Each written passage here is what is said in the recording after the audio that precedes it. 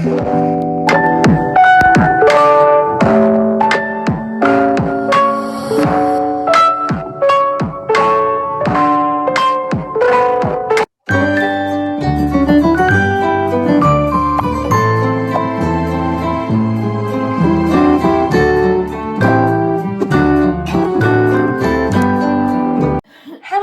afternoon. Today ay gagawa na naman tayo ng aking favorite smoothie. So, yung mga ingredients natin ay 4 fruits mix. So, this is the frozen one. 100% natural fruits. What else? No sugar added. So, ito yun guys. Inilagay ko siya sa dito. So, ito yung gagamitin. And of course, hindi mawawala yung ating kale.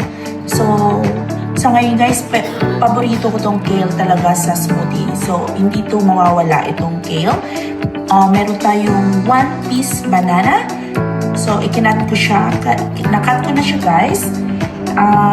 Maglalagay tayo ng yogurt. So, this is Greek style or natural yogurt. So, ito yung gagamitin kong yogurt.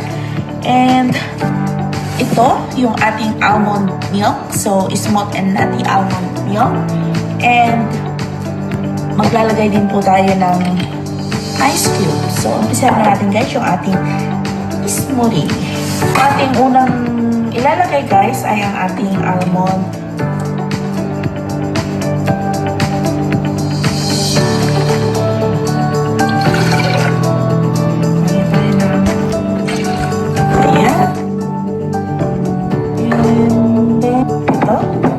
natin yung ating frozen fruits.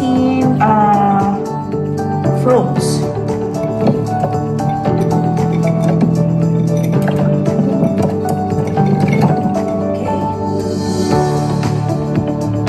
And the next, yung ating banana.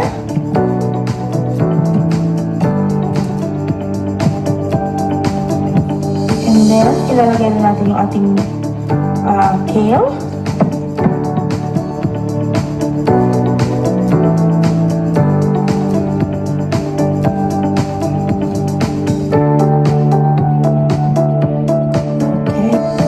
Then, ilalagay natin guys yung ating ice cubes. Alright. So, ilagay natin yung ating ice cube para medyo malamig yung ating smoothie. Pa natin guys. And mamaya i-add natin itong ating yogurt.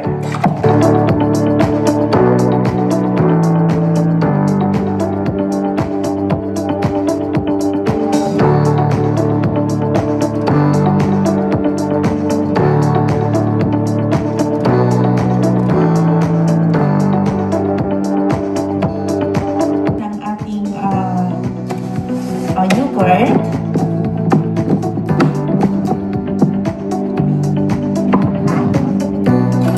So, magdami tayo na spoon and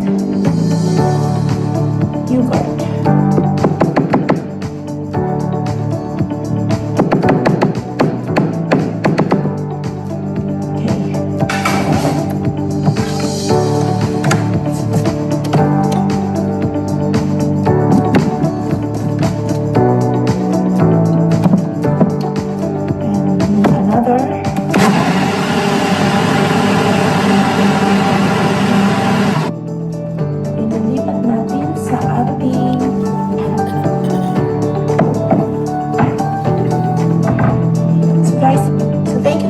Watching, and I hope you enjoy this video.